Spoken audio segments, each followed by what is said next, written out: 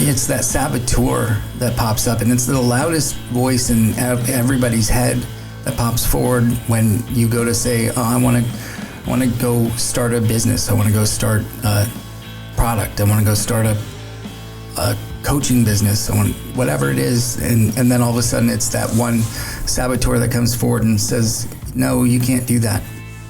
And that's where I usually start working on that saboteur with them. And first and foremost, just start, getting the saboteur to take a seat and quieting the voice, and then pulling forward the right team. Not that I want them to have,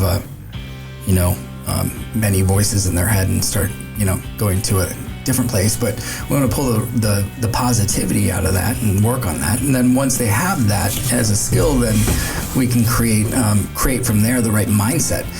Everything's mindset. Right. Mindset. Once we can create from there, same thing as your business, I would imagine. I make up in my head everything on what we're working for is mindset. So if we can start doing that, then from there, to get back to your original question, it's really a kind of a formulaic process. Right.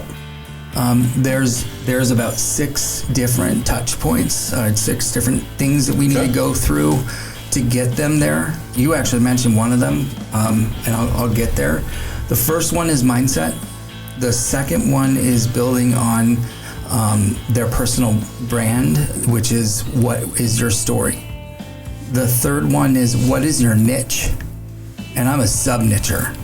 What's your niche of your niche? What's your niche of your niche of your niche of your niche? Mm-hmm. Like, who is it? That doesn't mean you can't expand later, but the reason that most people don't niche down is because they like to boil the ocean, because they think that it's easier to go for everybody, and then they'll have a much better way of attracting people. And it cast the wider net. Couldn't be opposite. It's hard. More opposite than that. Right. They'll actually attract a much smaller, more intimate group of people if they can sub-niche.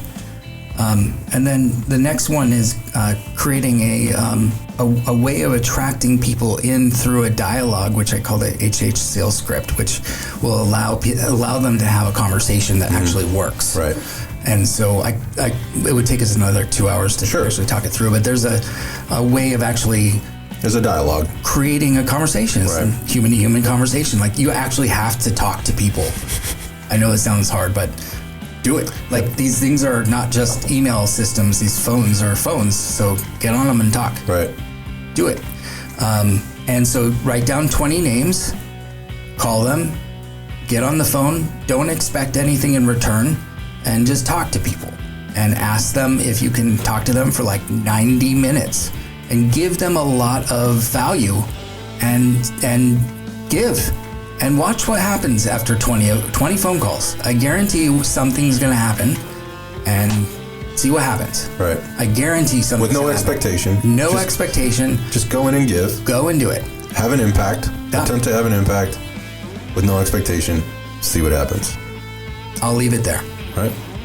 Next step is creating community. That's the one that I heard you say. Mm-hmm. And communities are how I grew my business.